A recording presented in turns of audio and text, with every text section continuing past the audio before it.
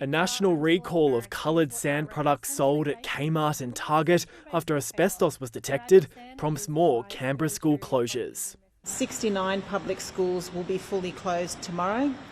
23 public schools will be fully open tomorrow. 3 of these will be operating with relocated classes in some of their schools. The same concerns saw several other sand products pulled from shelves across the country earlier in the week. That recall saw 16 public schools in Canberra shut on Friday. We were in a really good place on Friday afternoon and into Saturday.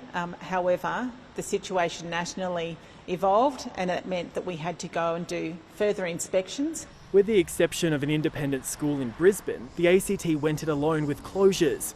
But this materials testing facility in Perth has been inundated by retailers and concerned families. There was, several calls with people actually wanting to talk directly with consultants here about what that risk entailed with, the product and how the product could potentially degrade and whether or not that posed longer-term risk. The Queensland government has questioned how the Chinese-made products were allowed into the country.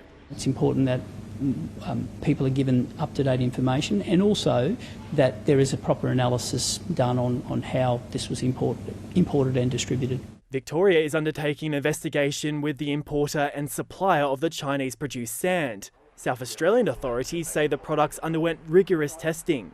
I think this is an example of how additional monitoring might be needed to ensure that other products are being monitored on some form of regular basis.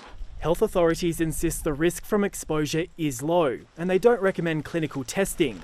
The ACT's school closures could last for days as testing and cleanup continues. Monty Bovill, ABC News, Canberra.